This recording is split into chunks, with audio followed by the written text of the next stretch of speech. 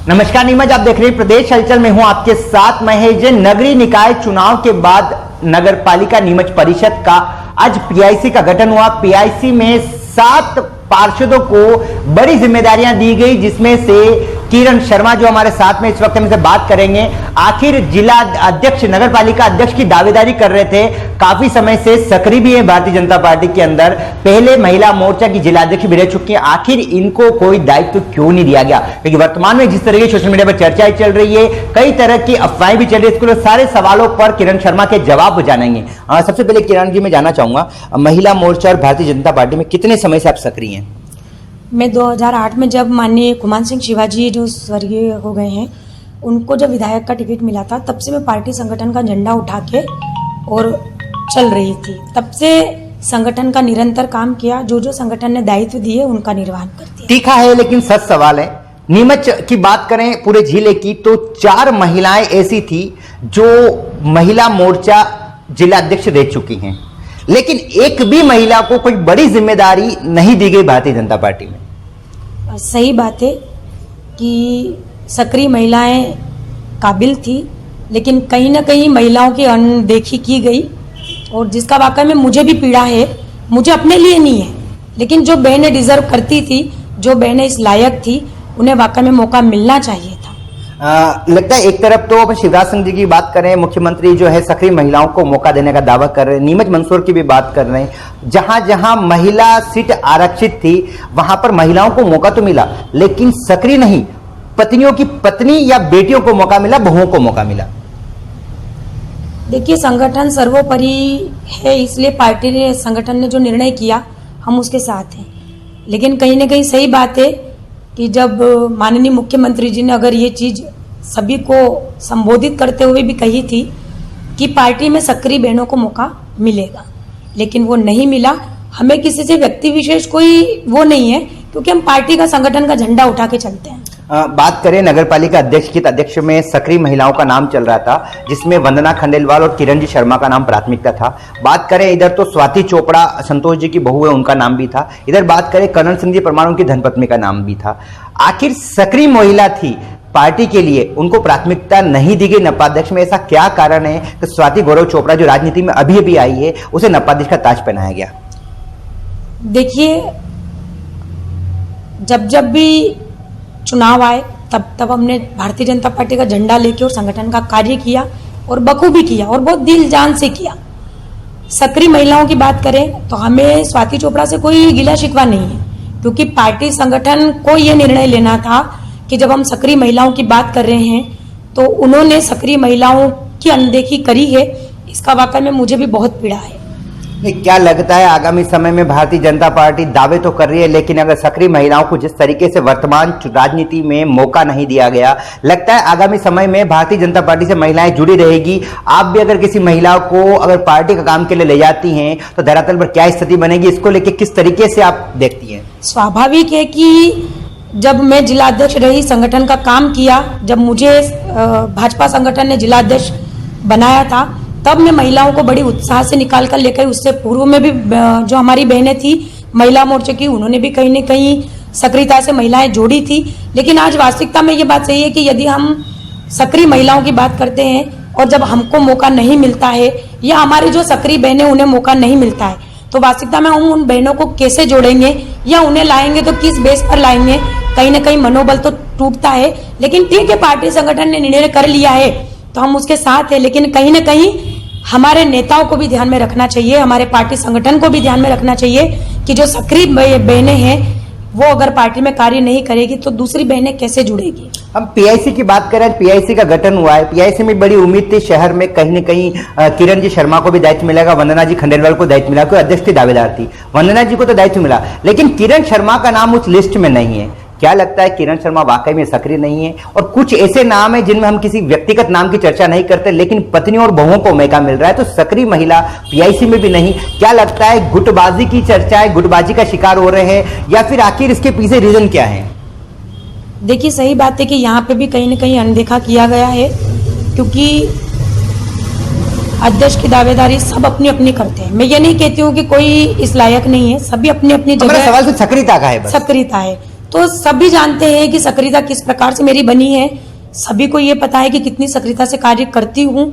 और ये बात संगठन को कहीं ना कहीं समझनी चाहिए कि भाई सक्रिय बहनें यदि हैं तो कहीं ना कहीं मौका उन्हें दे, वरना उनका मनोबल टूटता है। और मुझे नहीं लगता है कि संगठन इतनी अनदेखी हम महिलाओं के और बहनों के साथ कर सकता है। नहीं, एक नई परंपरा देखी जा रही है। अभी देखा जाए अगर मतलब कोई भी नेता राजनीति में होता है, महिला भी सक्रिय होती है, महिला हमेशा पार्टी का झंडा उठाती है, लेकिन जब महिला सीट आती है तो एक नई परंपरा भारतीय जनता पार्टी में कांग्रेस की तरह देखा जाए तो अपनी पत्नियों और बहुओं को मौका दिया जाता है। इससे आप संतुष्ट हैं इस फैसले को पार्टी की? एक महिला मोर्चा पूर्व जिलाध्यक्ष होने के नाते क्या कहना चाहेंगे पार्टी को?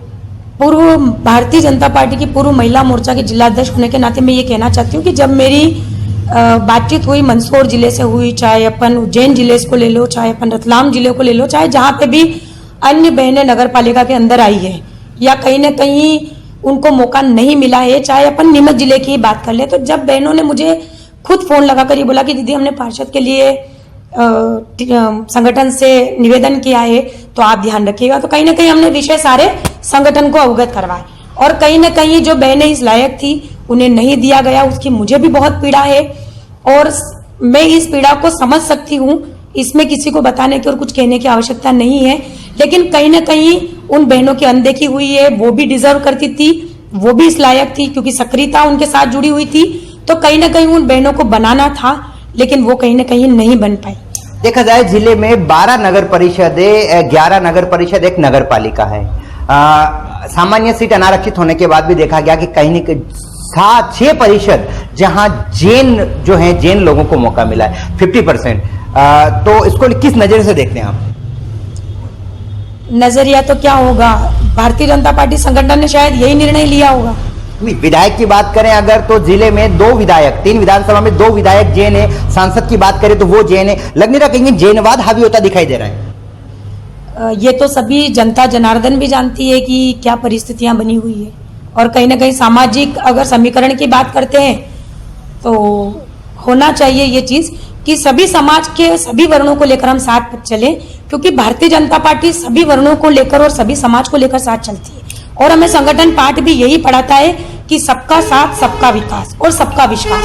तो कहीं ना कहीं शायद हमारे यूं कहिए कि यहाँ के किन वरिष्ठ लोगों की कमी रही, अनदेखी रही।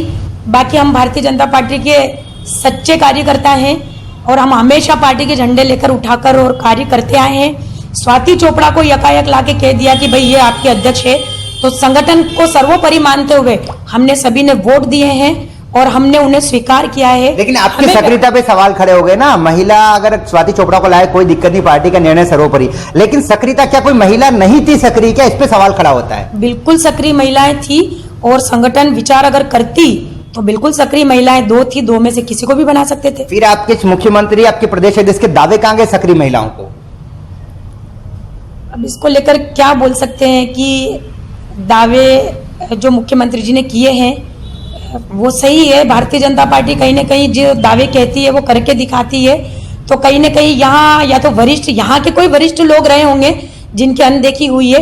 बाकी संगठन भारतीय जनता पार्टी का हमेशा निर्णय लेता है, वो सही लेता है, हम उसके साथ हैं, लेकिन कहीं ना कहीं यहाँ के जो वरिष्ठ लोग हैं उनकी अनदेखी हुई है। एक सबसे बड़ा सोशल मीडिया पर काफी चर्चा भी चलती है, जैसे ही अध्यक्ष की घोषणा हुई उसके बाद भी चर्चा चली, पीआईसी की चर्चा उसके बाद भी चली, धन बल और गुटबाजी देखी जा रही है कि किरण शर्मा को इसलिए दायित्व नहीं मिला क्योंकि वो उनके गुट की नहीं है, वो उनके गुट की नहीं है। एक नीमच में बड़ी चर्चा देखी जा रही है, इसके गुट का, पार्षदों के टिकट में गुटबाजी चल रही है। क्या लगता है आप भी कहेंगे गुटबाजी का शिकार हो रहे हैं? शायद अगर जनता सोचती है तो बिल्कुल हो सकता है, क्योंकि सभी लोगों ने लगभग जो मुझसे संपर्क किया है वो यही कह रहे हैं कि दीदी आपका नाम क्यों नहीं है, आपकी सक्रियता है। मुझे संगठन से नाराजगी नहीं है, हम संगठन का आज भी झंडा उठा रहे, कल भी उठाएंगे, लेकिन कहीं ना कहीं पीड़ा और नाराजगी तो होती है कि इतनी सक्रियता होने के बाद यहाँ के वरिष्ठ नेताओं ने क्या किया। तो क्या आप भी किसके गुट से हैं? यहाँ पे गुट की बात करते हैं, हर आदमी एक गुट से होता है, आप किस गुट से? मैं व्यक्तिगत किसी गुट से नहीं हूँ, भारतीय जनता पार्टी की एक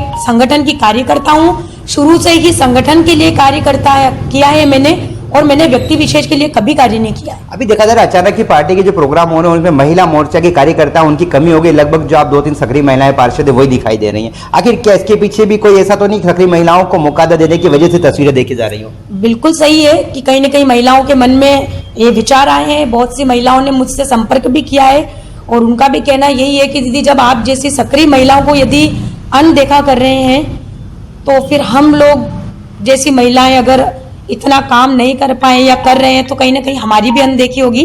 फिर भी मैंने उन्हें विश्वास दिलाया है कि भारतीय जनता पार्टी है, कहीं ना कहीं विश्वास रखिए, बहुत आगे जाएंगे। हम भारतीय जनता पार्टी का झंडा लेकर हमेशा खड़े हैं और हमेशा खड़े रहेंगे। बताया जाता है कि कुर्सी और सक्रिय महिलाओं की असफलता के पीछे कहीं न कहीं धनबल पर कुर्सी की बोली और पैसा चला है भारतीय जनता पार्टी में। क्या लगता है, सच्चाई क्या है इसकी? आपको लगता है कहीं न कहीं ये भी आपकी असफलता का रीजन रहा है?